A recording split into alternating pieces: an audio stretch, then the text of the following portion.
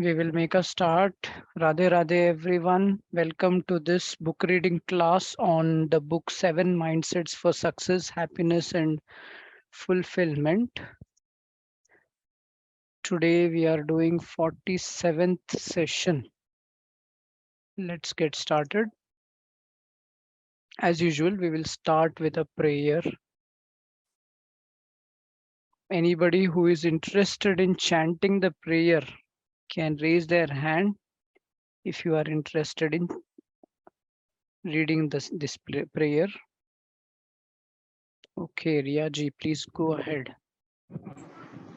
Radhe Radhe Ganeshi and Radhe everyone. Radhe. Yeah.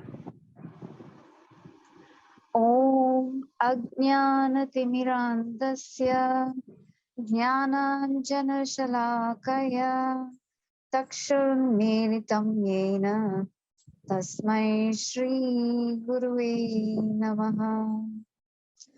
I was born in the darkest ignorance, and my spiritual master opened my eyes with the torch of, of knowledge. I offer my respectful obeisance unto him. Thank you, Okay. Radhe Thank Radhe. you, Riyaji. Radhe Radhe. Okay, let's go ahead. Session overview. We will look at book overview, what we have covered and what is left in our journey. And then we will look at the recap. What did we do in the last session? What did we learn? Just to make sure that we can connect the dots with what we will be reading today. And after that, we will look at last week's assignment. It was a very good assignment, an assignment which can change our life completely. So let's see how many of you were able to practice if you were there in the last session. Then we will jump into book reading. Today we will be reading from page number 139 to 143. After that, we will watch Swamiji's video, which is very much related to what we will be reading today. Then we will look at quiz as well as summary, a little bit of discussion depending on time, and then finally we will wrap up the session with again one more assignment to practice and implement the knowledge. Book overview. We have completed the first 4 chapters, and right now we are at this 4th chapter, which also will be completing today. After that, we will have 3 more chapters to complete, 3 more mindsets to complete. 4 mindsets we have covered.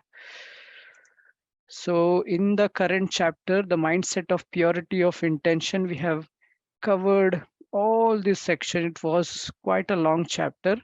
And today we are doing this purity of intention removes stress, this section, as well as the conclusion, which summarizes the whole chapter.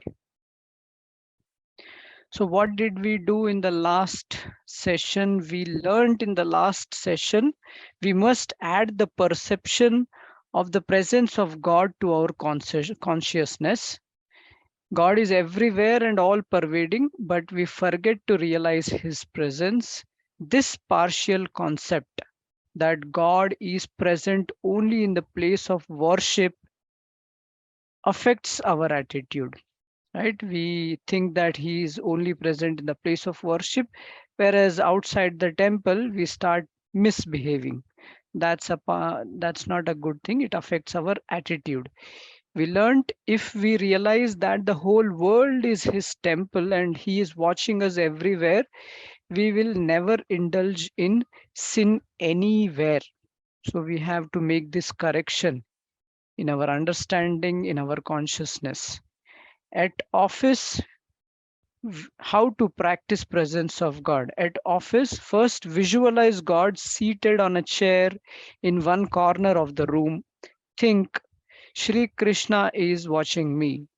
All I am doing is for his pleasure and in his service. After thinking like this, then you begin your work. This is how you can practice presence of God at work. It is natural that as you get engrossed in your work, you will forget God, right? So you are working here, You started the work. Before starting the work, you thought that Sri Krishna is sitting besides you on some empty chair, but as you get engrossed in work, you will forget God. Never mind. After every hour, think again. He is watching me. He is saying, hey, you were supposed to keep your mind in me. What have you started thinking? So this way, bring this thought again and again into your mind so that you develop a consciousness which makes you feel that God is nearby you. Once you have solidified the practice at intervals of 1 hour, increase the frequency to half an hour, every half an hour, and so on. 15 minutes, 10 minutes, 5 minutes, and so on. You can increase the frequency. That way, your progress will be significant. That is a systematic way of developing the consciousness of presence of God. Then with constant practice, you will reach a stage where you will continuously feel the presence of God with you. Okay, constant remembrance of Sri Krishna will happen, and as soon as this happens, and your sentiments, divine sentiments increase, your consciousness will become divine. With constant practice, you will reach a stage where you will continuously feel the presence of God with you. The practice of Karma Yoga is far simpler than the practice by batsmen in cricket match. It doesn't require us to keep 11 personalities in mind. Simply remember one, your eternal Father at all times, and do the work. In a cricket match, we all know that batsmen, before starting to play, before starting to uh, take on the ball, he surveys the fielders, the fielding, how many people are there, where all these people are standing, at which corner they are standing, because the ball is going to reach him very fast and he will not have time to look at people, so he keeps them in his consciousness and plays the stroke to ensure that it passes through the place where fielders are not there. So this requires keeping 11 people in mind, right? In consciousness. But Karma Yoga doesn't require 11 people. We just have to keep one person, and that is God in our consciousness. So this is what we learned in the last session. Let's continue from here. So assignment. What was the assignment in after the last class? We had a challenge. We wanted to practice the presence of God at work as explained by Swamiji in the book. We wanted to start by utilizing some kind of alarm or something that reminds you. Since we have not yet started our practice, utilizing something which helps you to remind that you need to remember God is good. So we said we will start with that, and maybe every 1 hour. After that, we will increase the frequency to 30 minutes, 15 minutes, and so on. So if anybody had a chance to practice this, if you were there in the last class, or if you are already practicing this in your life, since we are following Swamiji and we keep hearing about this, feel free to raise your hand if you want to share with all of us what you were able to do and how was your progress while practicing this. Anybody who is interested, who has done something, or even if you have some thoughts, please feel free to raise your hand. We can do little bit satsang, share our knowledge with each other, share our experience with each other, and progress together. No one is has tried this. I think before asking anybody, I can share my experience. Definitely I have been trying to practice this since long time and have been failing, but this time, since I said this is a challenge, I took this challenge upon me, and I decided I will progress faster this time. I'll try to remain aware that I have to remember God constantly. So I tried to put that alarm, as well as I tried to use various other ways to remind myself that I need to take my mind to God intermittently, and I think I was able to do that something like 15 minutes or so, 15 to 30 minutes in between. Sometimes it changed, but I was this week at least, because of this challenge, I was able to push myself, and I have seen good amount of progress in remembering God. Made a dedicated space actually everywhere I went. While driving car, I ensured that the seat besides me is empty, imagining that God is sitting there. And then in office also, I tried to make sure I see some empty chair, some place where he is sitting. So that way, everywhere, dedicating a place helped in recalling that, oh, that place is meant for God. So he's sitting there and watching. And various other ways, while drinking, while blinking. I tried to do this, and it was really helpful. It was very, really great experience this week. So that was my experience. Anybody wants to share their experience, feel free to do so before we jump into book reading. Don't feel hesitant. We are all together on this journey. Okay, Nalini ji, please go ahead. Let's unmute her. Yes, thank you, Radhe Radhe. Radhe Um, Radhe. I've been a practitioner of Raja Yoga, Hmm. which is meditating with a formless God. Or is it unformless, where we don't have a form? Okay. Formless. Yeah, yeah. So one of the things that we were taught was to do it, practice, because we do it with the eyes open. So we do it. And one of the things I've been taught is to do it. I started off with an hour. Now I've got, in the last 40 years, I've now got to the point where I can do it literally every minute if I wanted to. I can be having a conversation and still have my mind on a formless God. But since coming to JK Yoga, which I started, I'd say around last October was when I first heard of JK Yoga. And I've been attending all the Bhagavad Gita classes. And that's really transformed me, really transformed me, because I'd never read the Bhagavad Gita. I'm willing to confess to you that whenever I heard the name Krishna, I thought it was an old sage, a wise sage who lived in India thousands of years ago. But all my life I had questioned, why are we here? What are we here for? Why do people get married, have children, and have problems? But coming to the Bhagavad Gita and now looking at it in detail, and also I attend the Bhagavatam classes, it's really solidified my understanding of who the creator is and how creation how it started, how it functions basically. Right. So now I can put a face to who I am connecting with. And it's just enriched me so much. So when you talked about this practice last week, I said to myself, I've been doing it and it's become so natural. I know people will resist it at first, but seriously, it's almost as natural as breathing. Right. Because all you are doing is connecting with the mind. You're not actually doing anything physically. So you can switch the mind to a higher authority like Krishna. And I find it very easy. So just like you, when I get in my car and I'm driving, the first thing I'm doing is thinking of Krishna sitting next to me. When I'm eating, anything I do now, Krishna's presence is with me.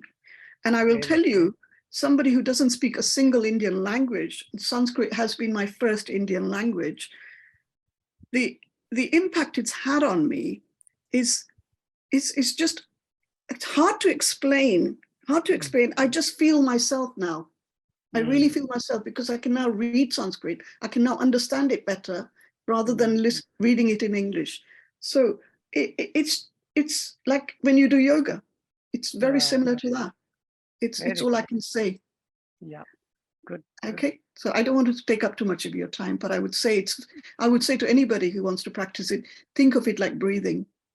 Very good. Yeah, really inspiring.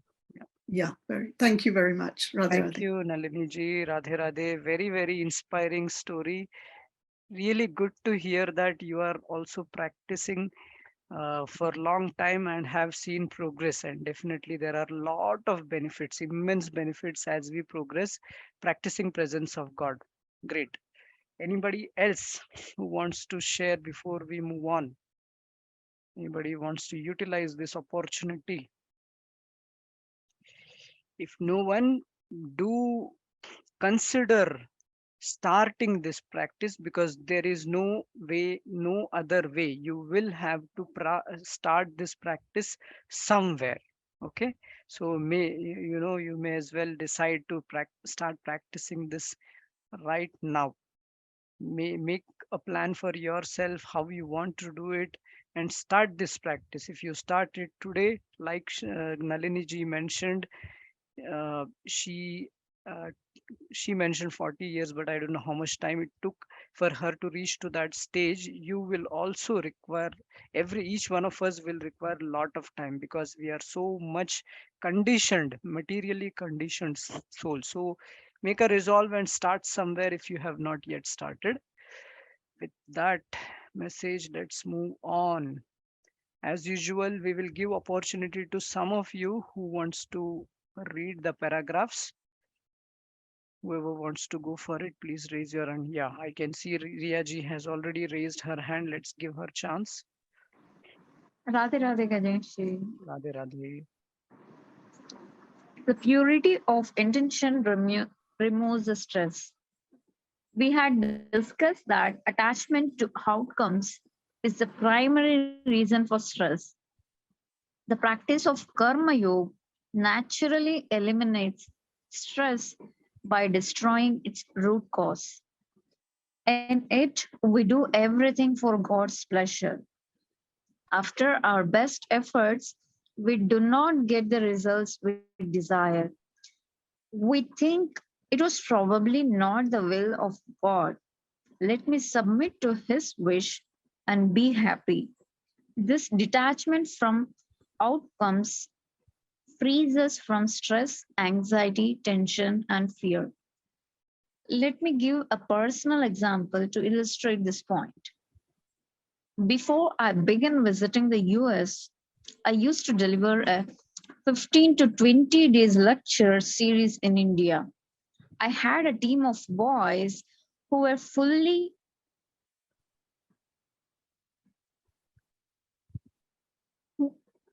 who were fully dedicated to the cause of service to God and Guru.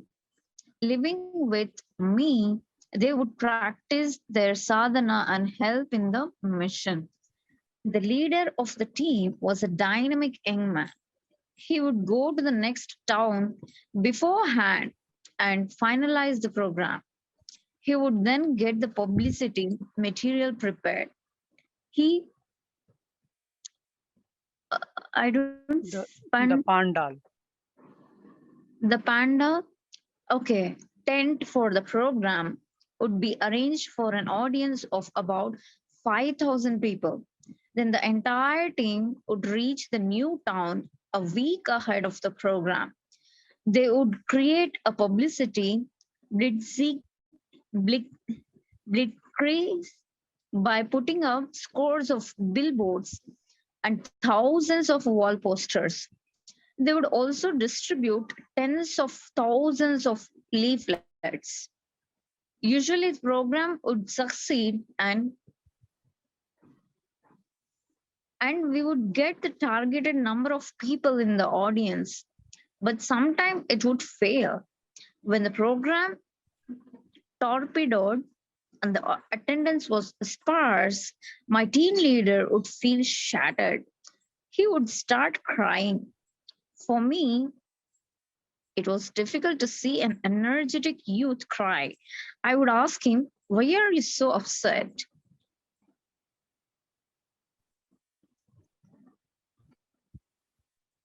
He would respond, "Swamiji, we tried so hard, but people did not come." I would then explain to him, "For whom did you try? Was it for yourself or for the pleasure of God? If you are working so hard as a service to God, then there is no reason to be upset. You put in your best efforts, and after that, the results were in the hands of God. To be upset means you were attached to the results. In other words, you were working for your own pleasure, not God's. And if you were truly doing this as an offering to the Lord, then think that if the results are not as expected, then it must not be His will. Be content by thinking in this manner. Of course, we must always introspect to see if there was anything better we could have done. But then learn your lessons and move ahead. Very Radhe good. Radhe. Thank you, Riya ji. Radhe Radhe. Okay, yes. So we started somewhere in this chapter, we understood that the cause of stress is our attachment to the outcomes, right? And then we moved on to understand that practice of karma yoga, it will naturally eliminate stress, by destroying the root cause, that is the attachment with the outcomes. All the work that we will do, our prime purpose of all our actions will become pleasure of God. So if something fails, if we have uh, started working on a particular project, there is some goal, you will complete everything. Throughout the task, you will keep on top of your mind this thought that I am working for the pleasure of God only. And after completion of the task, even if you see failure, if you see success, definitely you will be happy, and you will offer the fruits to God. But even if you will fail, you will not feel bad. You will only think that probably that was the wish of God, because there are various factors that determine an outcome. As Swamiji explains in one of the video, there are various factors, and the biggest factor is the will of God.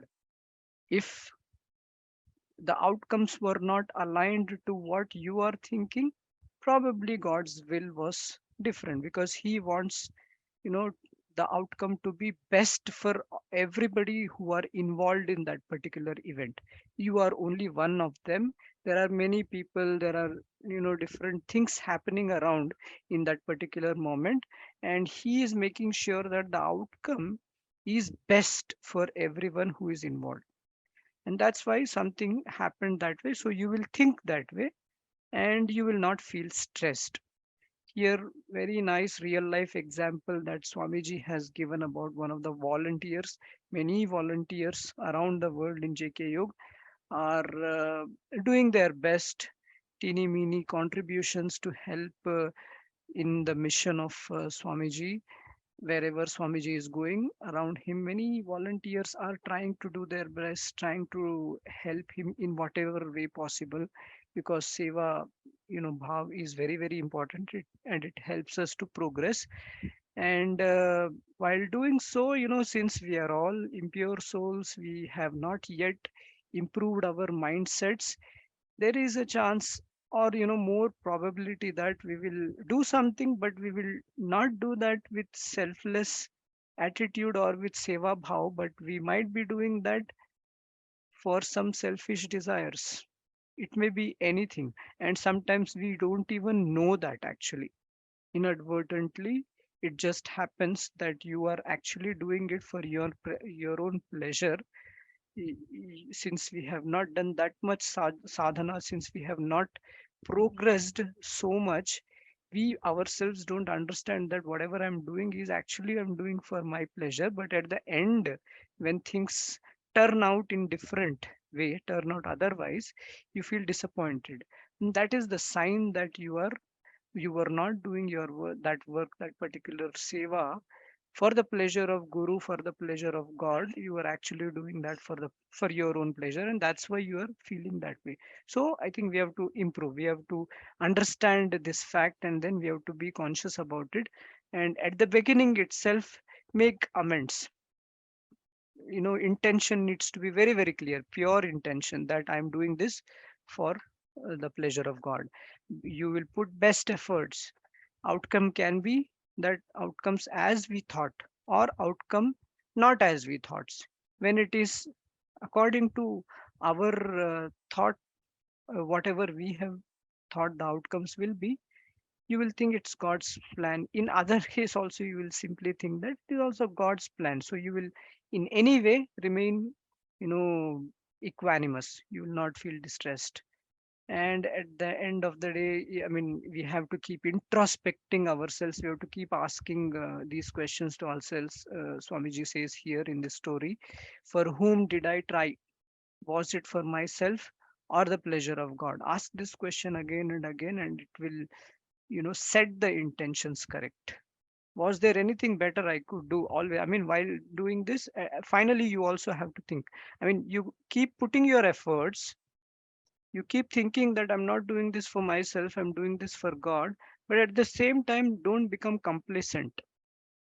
Do I mean, thinking that is there something better that I can do? That way you will also achieve excellence in the work.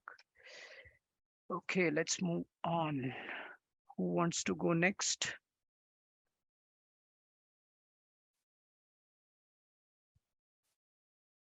Please feel free to raise your hand. Nalini ji, go ahead.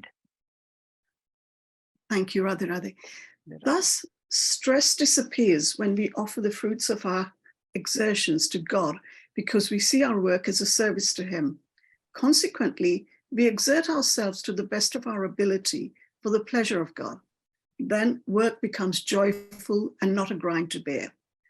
When our intention is purified, we see ourselves as servants of God. Based on this knowledge, we develop a healthy self-identity. Such a sense of identity does not arise from the ego. Instead, it is based upon thinking of ourselves as the tiny soul that is the eternal servitor of God. In this manner, we maintain humility without being self-demeaning. Additionally, we realize that His grace makes all things possible, and we are freed from the pride of doership. The purity of purpose also improves our interpersonal interactions. Recognizing the divinity in others helps us maintain a healthy attitude towards all. Most importantly, even while performing our worldly tasks, we move towards the goal of God realization. Such purity of purpose attracts the abundant grace of God. To get an inkling of the abundance of God, behold the vastness of the enormous universe we live in. We simply need to stand under the starlit sky at night to realize how tiny we are and how immense His creation is. Zeroing in from the macrocosm, we come to the microcosm. Here too, we find tremendous variety in every drop of creation. There are millions of species of life, each with their unique characteristics and specialities. Within each species, there is so much of variety. We see how all humans, more than 7 billion of us, have different looks, fingerprints, voices, and attitudes. The same immensity in variety exists in other species as well. No two leaves of a tree are exactly alike. The Bhagavad Gita says that all this is but a speck of God's splendor. This implies that the enormity of God's personality is simply mind-boggling. He is infinite in every way, and most importantly for us, His grace is also infinite. The only thing that comes in the way of our receiving it is our lack of purity. As we keep purifying our intent, we naturally attract more and more of His divine grace. Great. Thank you, Radhe Radhe. Thank you, Nalini ji. Radhe Radhe. I think in these paragraphs, Swamiji has mentioned many things.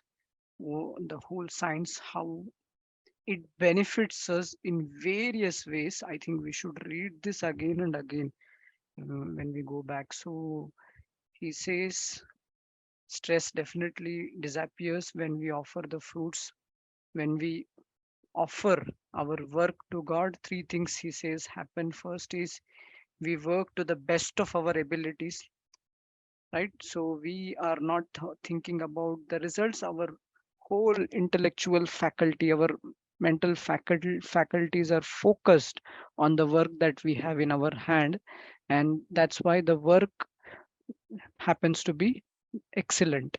And then the second thing is stress disappears, obviously, since you are not thinking about the results and not concerned. Third thing, work becomes a joy, right? So you start enjoying the work. So these are the benefits that you will see as you offer the work to God.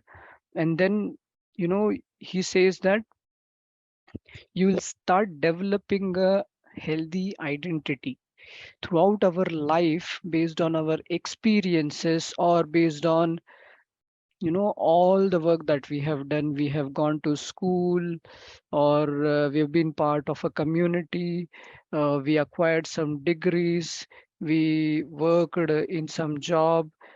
Throughout this life we have kept on adding identity. I am this, I am that, and we have been eventually building up our ego cloud. Okay, and that is a false identity. But while doing karma yoga, you will start developing healthy identity, and that healthy identity is servant of God. So this is the true identity, and you will start developing this true identity.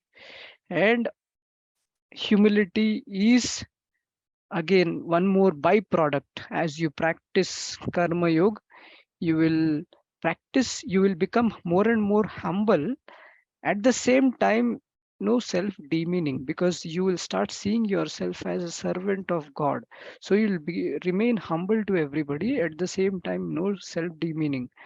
And then you will start holding this attitude: everything is possible by God's grace, and you'll be free from pride of doership. And since you will start seeing God in everybody, you know it will it will accelerate your progress towards God realization, because that is one of the steps, right?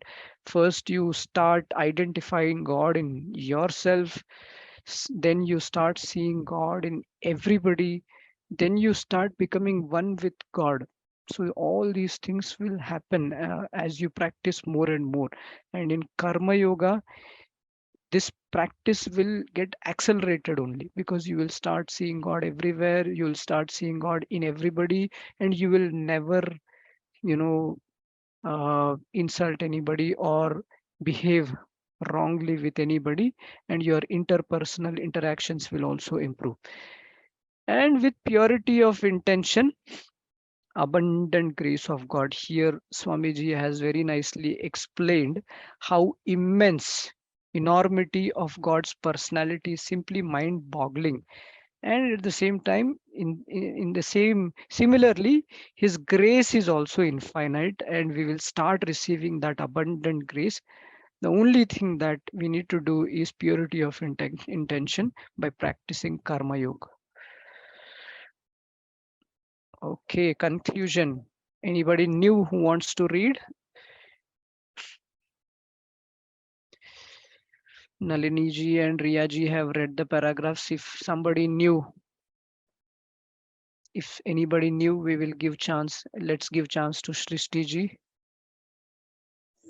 Radhe Radhe. Radhe Can Radhe. you hear me? Yes, you are audible. Okay, so I have to read conclusion part, right? Yeah, conclusion. Yeah. Okay. In this chapter, we discussed that to achieve success in life, we need purity of intention. Without it, we will be like a speeding vehicle without brakes. We learned that impure intention is the cause of stress, anxiety, fear, etc. In contrast, pure intention is the panacea for all negative sentiments. We also discussed how purity of intention is inbuilt into the practice of karma yoga. In it, we do everything for the pleasure of God. This enables us to internally keep the mind in perfect equilibrium. while externally engaging in all kinds of complex tasks. Here, it is pertinent to draw attention to one vital aspect of the practice of karma. Success in karma yoga is in direct proportion to the extent of love we develop for the divine Lord. The more love we possess for Him, the easier it will become for us to keep the mind absorbed in Him. Rather, You can complete okay, this okay. part. There is Yeah. one. What then is the way to develop love for God? Any technique requires knowledge of the methodology for its development and implementation. Surprising as it may seem, love for God also grows with divine knowledge. Accordingly, we now come to the fifth mindset for success, happiness, and fulfillment, which is the mindset of cultivating knowledge. Very Radhe good. Radhe. Thank you, Shrishti ji. Radhe Radhe. Great. So conclusion here. We, s- this whole chapter was about the mindset of purity of intention. We started by seeing some examples. For example, the story of Ramalinga Raju. He had all the passion for his goals, but his intentions were wrong, and that led to failure.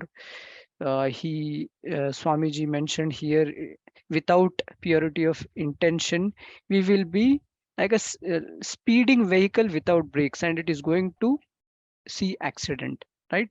So we also learned that there is a strong connection between the impure intentions and all the negative emotions that arise in us.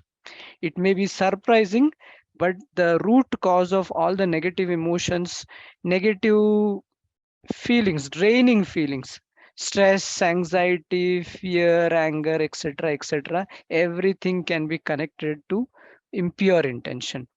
And finally, we reached to the practice of karma yoga, because this is something that is going to help us eliminate stress, right? uh, and it will help us to keep the mind in perfect equilibrium. And here, very very important thing that Swamiji has mentioned.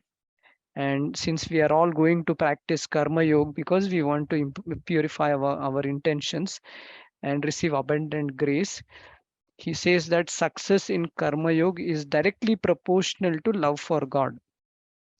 So if you are practicing roop dhyan, or if you are doing prayers to God, however you are practicing relationship with God in your life, if you can develop love for God, right?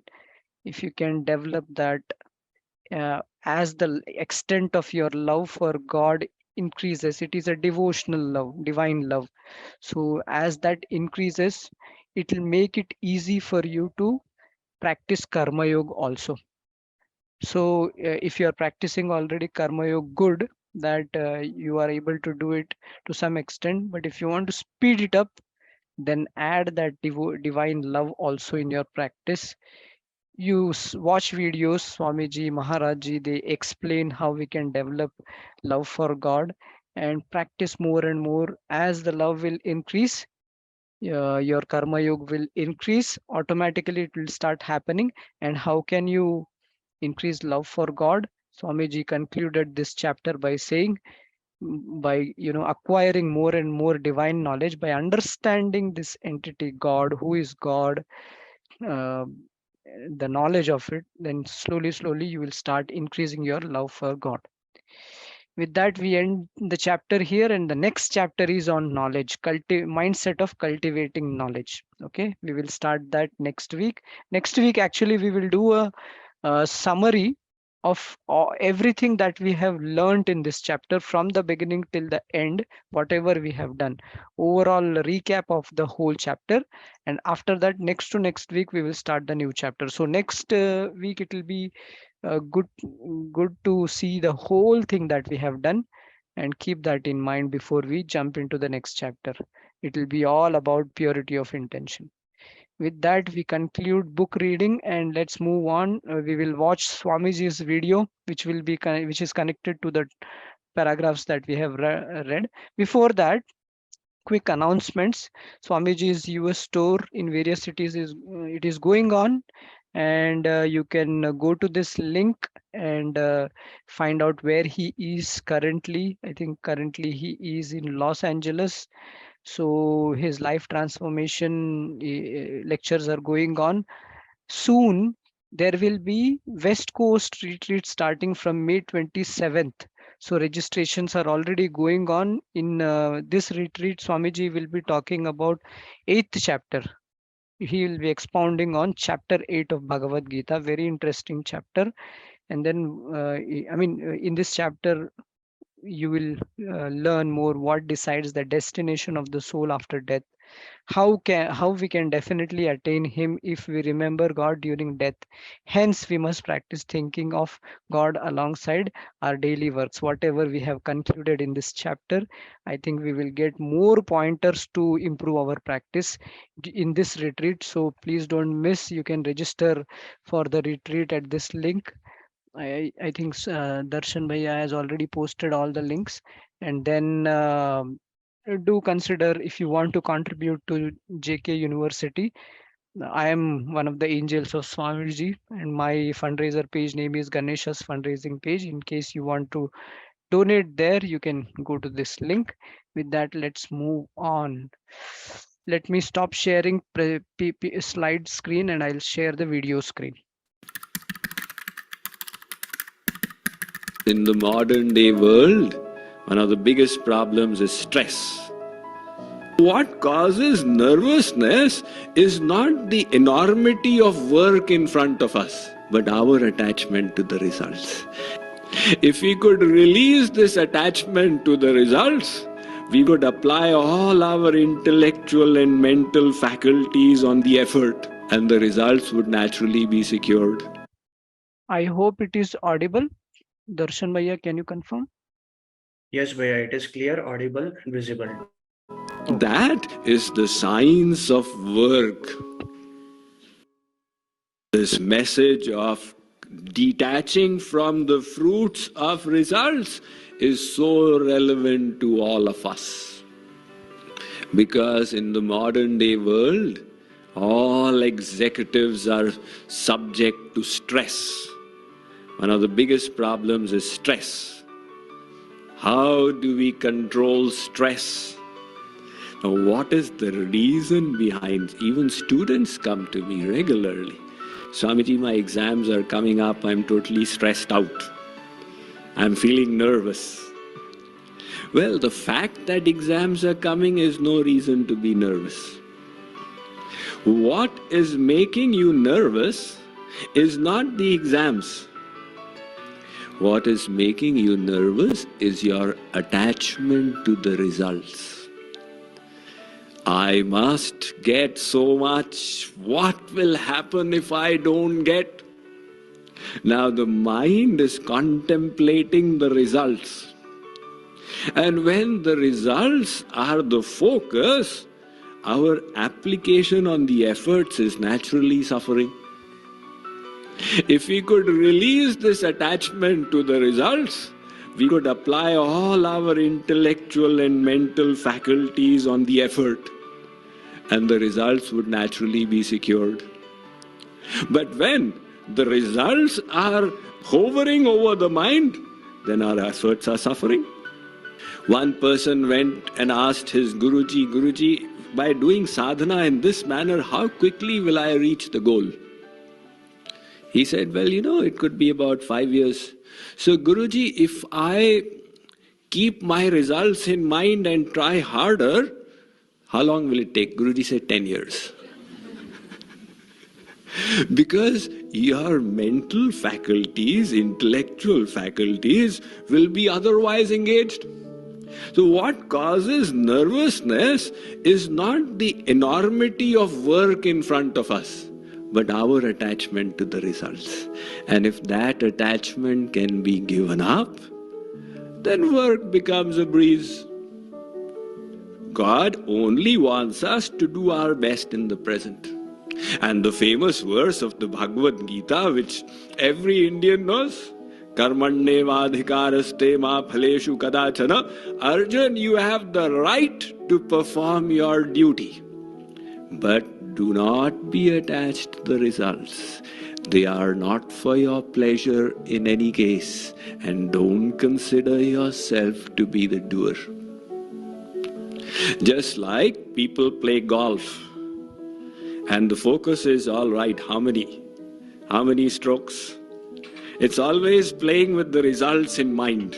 So they are not enjoying their game. It's always about results. And supposing they could just put the results aside, forget it. Let me focus on enjoying my shot right now. I call that NATO. NATO is an acronym for the North Atlantic Treaty Organization, but I call it an acronym for not attached to results. So if you're not attached to results and you just enjoy hitting that, you'll have the most enjoyable game of golf. And that is the science of work. Focus on your effort in the present. Work will become easy. One clockmaker, he made a grandfather clock. And he was about to put it in action when he heard a groan. He said, where did this groan come from? So the pendulum started speaking. It said, I was thinking of my life ahead of me. I need to tick-tock millions of times. The clockmaker said, don't focus on that. Simply take it one tick-tock at a time. So the pendulum followed the advice and it would just do one tick-tock, and it's been doing that for many, many years. Similarly, if we become detached to results, we focus totally on our efforts. And that detachment lays the ground for Karma Yoga.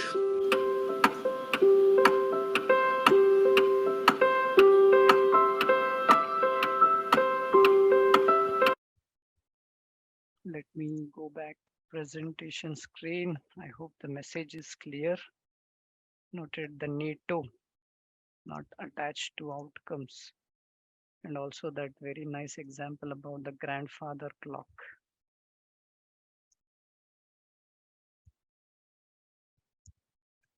So, okay, before we go to the summary, we will quickly finish the quiz. Let me, Darshan Bhai, are you ready? Yes, Bhaiya, I'm ready. Okay, go ahead, please. Is my screen visible? Yes, it is visible. Okay.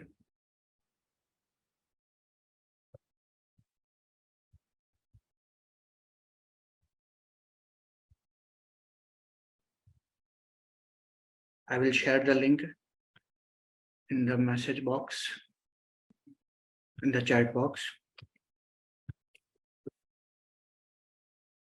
Okay, now so everyone can join from the link and use this as the game code. Okay, please. Nalini ji, yes, you're the first participant. Please go to the link and join the room so that you can participate in the quiz. We are having 12 participants, so can we have more, please? Anyone trying to join? Okay. Okay, 4 people on board, few more. I think we can expect 9 to 10 people.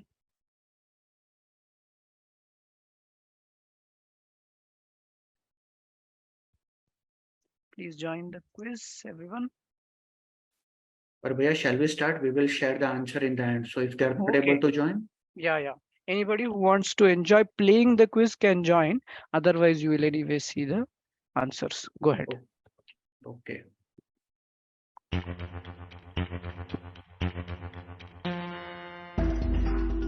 What is the critical element that completes the definition of success?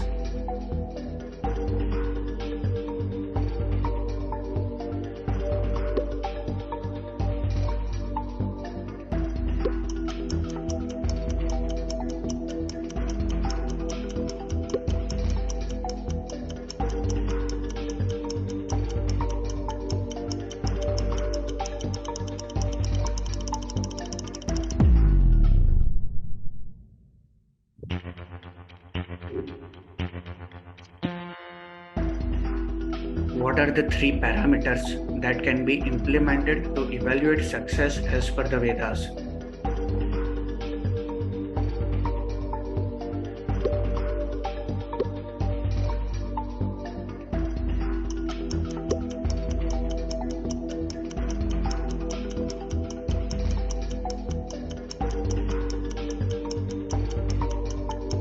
You have to play through the browser screen, everyone.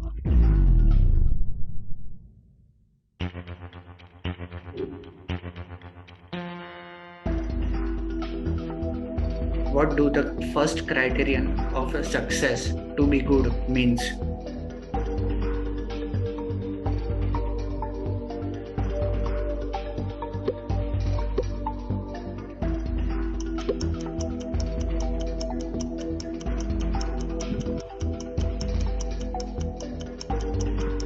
I think Nalini ji is having problem today in playing the quiz today. Okay.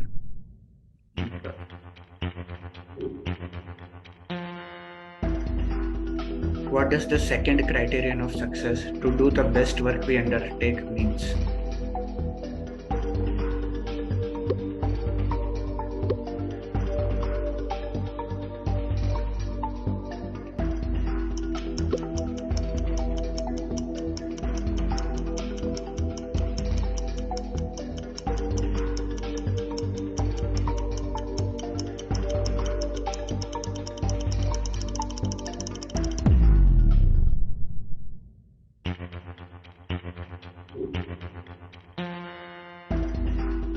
How can we experience true happiness and satisfaction in life?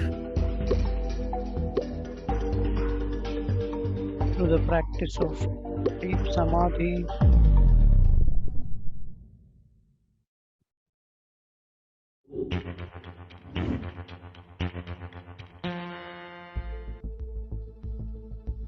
Pure intention is the desire to please God with our every blank, and every blank.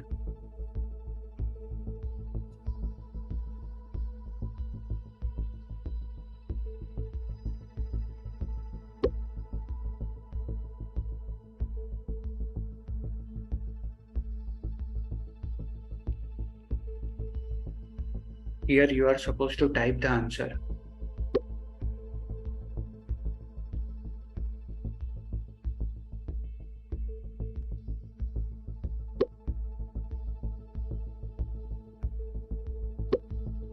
Okay.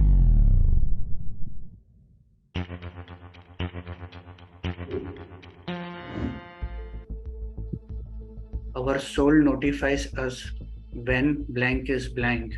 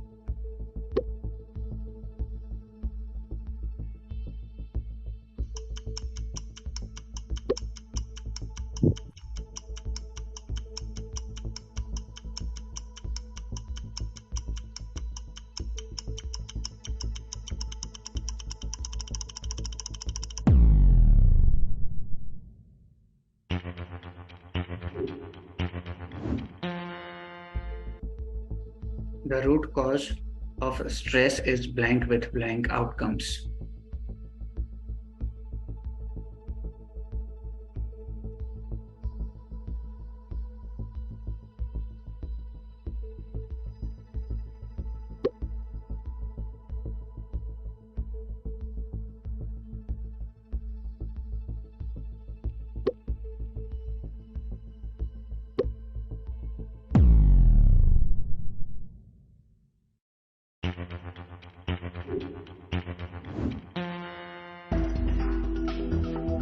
What is Karma Yoga?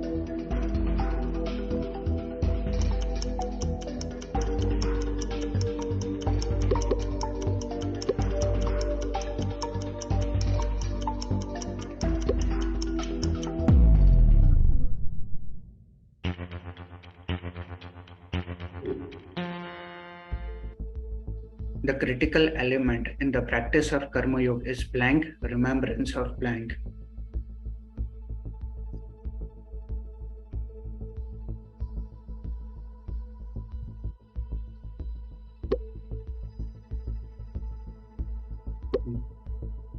Nalini ji, you have to give two answers. There are two blanks.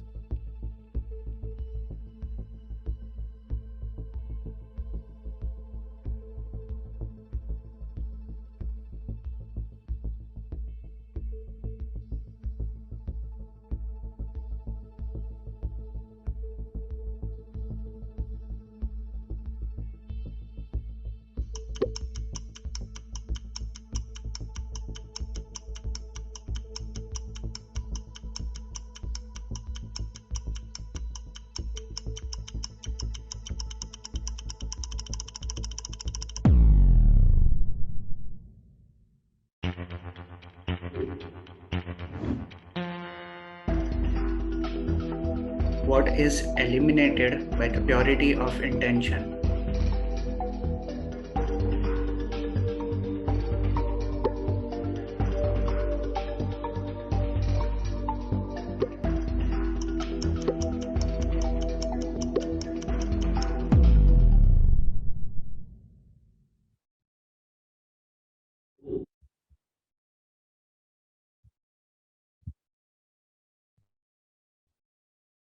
Radha ji, Ramchandran ji, and Harsh Bhaiya. Congratulations, all of you. Congratulations. And we will quickly have a look at the answer.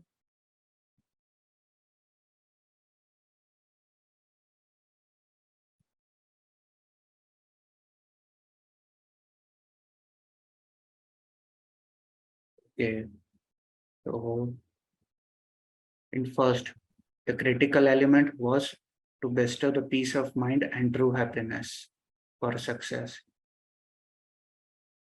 In second question, three parameters for success: to become the best we can, to do the best work we undertake, and to experience happiness and satisfaction.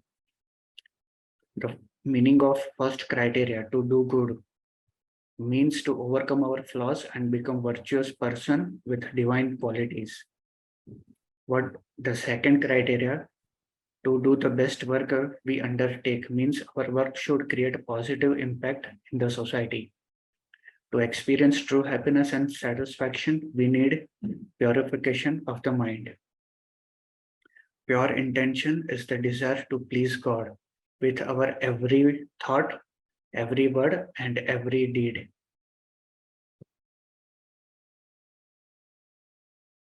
Our soul notifies us when the intention is impure. The root cause of stress is attachment with desired outcomes. Karma Yoga, for that, all of the above. And the critical element to practice Karma Yoga was constant remembrance of God. And in last, again, the answer was all of the above. I think constant remembrance of God, someone has answered correctly, but I think capital letters maybe it Yeah, wasn't yeah. kept. So you'll have to. Your answer is correct. Mm, It is just case sensitive, so don't worry about that. right. This was by Harsh Bhaiya. Okay, so yeah, his answer is correct. Anyways, Right. over to Good. you, Bhaiya. Thank you. We are on time. Let me just quickly share the slide screen so that we can complete the summary. So what did we learn today? We learned in Karma Yoga, we do everything for God's pleasure. The detachment from outcomes frees us from stress, anxiety, tension, fear. We exert ourselves to the best of our ability for the pleasure of God. Then the work becomes joyful and not grind to bear. When our intention is purified, we see ourselves as servants of God. Based on this knowledge, we develop a healthy self identity. We maintain humility. We realize that His grace makes all things possible and we are freed from the pride of doership. The purity of purpose also improves our interpersonal interactions. We maintain healthy attitude towards all. Even while performing worldly tasks, we move towards the goal of God realization. Such purity of purpose attracts the abundant grace of God. Enormity of God's personality is simply mind-boggling. He is infinite in every way. His grace is also infinite. As we keep purifying our intent, we naturally attract more and more of his divine grace. Success in Karma Yoga is in direct proportion to the extent of love we develop for the divine Lord. So all these points we have learned today, let's keep them in mind and practice them. Quickly, what can we practice during the next week? An assignment, we can come back and discuss on this after practicing. So let's see how are we planning to install the mindset of purity of intention. The whole chapter was on developing the mindset of purity of intention. So let's think how we can install this mindset at work, at home, at work, and in society. Come up with your own ideas, try doing this in your real life, and come back, share your experience with everyone. Let's learn from each other. With that, we are done with the session. So let's conclude here. Thank you everyone for your participation. Keep joining, we will come back again. There is a hand raise, HP. Let's quickly hear. Can we unmute? Radha Radha Ganesh and Radhe Shanji Radhe. Harsh again.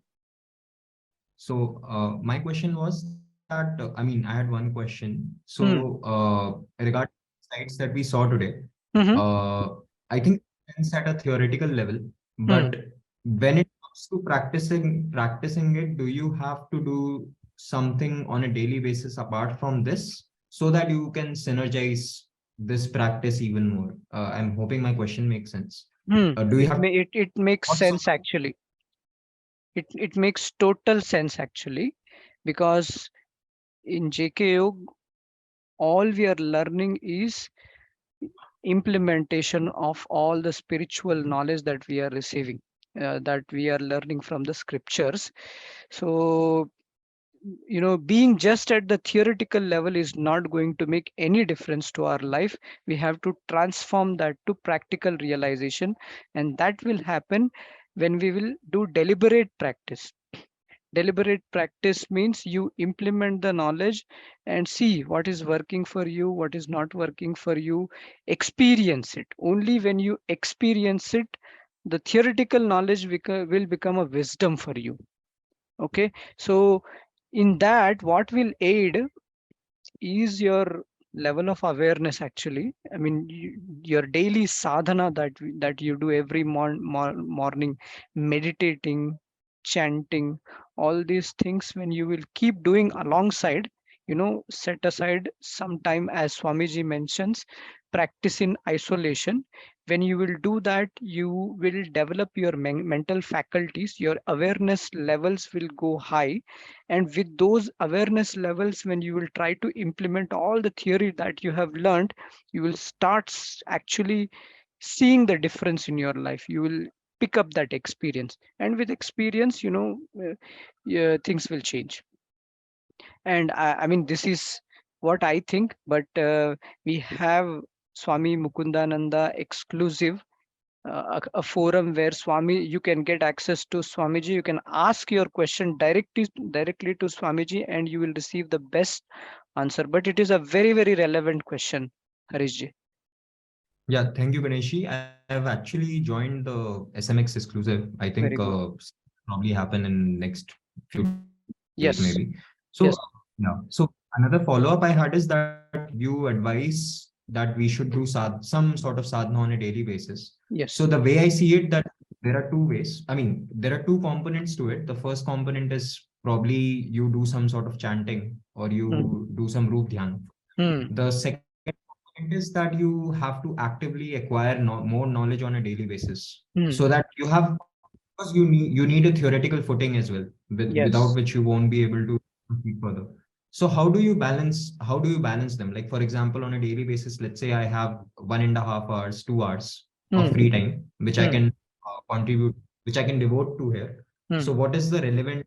Is there any some sort of proportion that the this much amount of time you acquire knowledge by, let's say, listening, reading books, listening to videos, and this amount of time you do roop dhyan or uh, Hmm. something like that. So actually there is no such specific rule, but I I think you will get best answer from Swamiji. But my understanding is that the more amount of time you will spend doing your sadhana, trying your spiritual practice, you will see that that much amount of progress also. So your progress is proportional to the amount of practice that you do, amount of knowledge you acquire and try to implement it.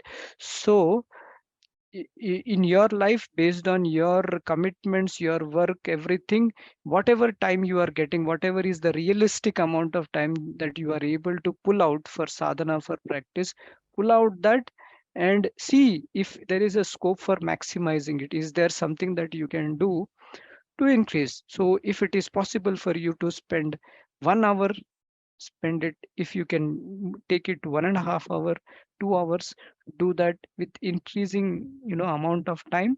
The progress will also happen to that extent. Yeah, that makes sense. Yeah.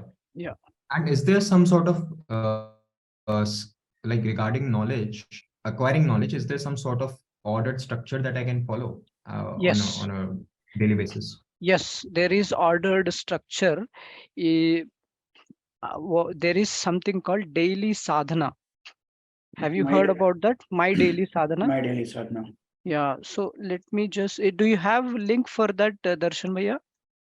I Let think I me have just. posted in the chat, but You have. I will.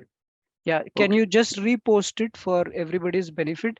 Daily Sadhana is a very structured course, okay, and it is self-paced course. And in that course, Swamiji is sharing the divine knowledge from all the scriptures from the basic level to the advanced level. And it is, if you will practice every day one chapter, one session of that, it will take about 1 year. But I mean, do it as per your pace and don't rush it. The point is not to learn the theory. I mean, learn something and try to implement it. That way, even if it takes little bit longer, it's okay, but try to digest the knowledge, implement the knowledge. It will definitely transform you. I have seen transformation in myself. I'm attending one Vedic philosophy class that happens every Wednesday and Sunday India time in the morning at 6:30 to 7:30. Currently, it is happening. That their free daily sadhana videos are played, but only twice a week. If you want to do it every day, you will have to take a subscription of that. It just costs, I think, 1,000 rupees or so. Very less amount for such a precious knowledge. So I think it is one of the best ways to provide your structure to practice. Oh, thank you, Ganesh. I've got the link. I'll enroll there. Very Radhe good. Radhe. Okay, Radhe Radhe. Thank you everyone for attending. Thank you Arishji for all the relevant questions. Good. Let's conclude the session here then. If there's nothing else, Radhe Radhe everyone. Bye bye. Radhe Radhe.